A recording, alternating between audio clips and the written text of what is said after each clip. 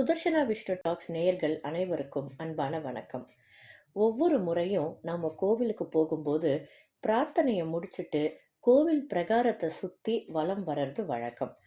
கோவில் பிரகாரத்தை எத்தனை முறை சுத்தி வலம் வந்தா என்ன பலன் கிடைக்கும் அப்படின்றத பத்தி தான் இந்த வீடியோல நாம பார்க்க போறோம்.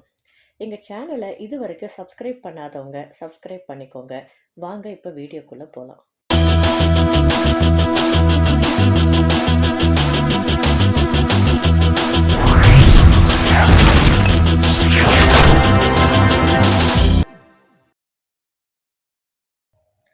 ஒரு முறை கோவில் பிரகாரத்தை வலம் வந்தா இறைவனை அணுகுதல் அப்படின்னு அர்த்தம்.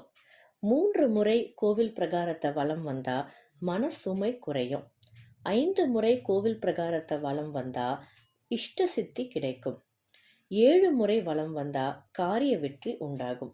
9 முறை கோவில் பிரகாரத்தை வலம் வந்தா எதிரிகளுடைய தொல்லை விலகும். 11 முறை கோவில் பிரகாரத்தை வலம் வந்தா ஆயுள் விருத்தி உண்டாகும். 13 முறை கோவில் பிரகாரத்தை வலம் வந்தா வேண்டுதல்கள் நிறைவேறும். 15 முறை கோவில் பிரகாரத்தை வலம் வந்தா தனலாபம் உண்டாகும். 17 முறை கோவில் பிரகாரத்தை வலம் வந்தா தானியம் சேரும். 19 முறை கோவில் பிரகாரத்தை வலம் வந்தா பிணிகள் நீங்கும்.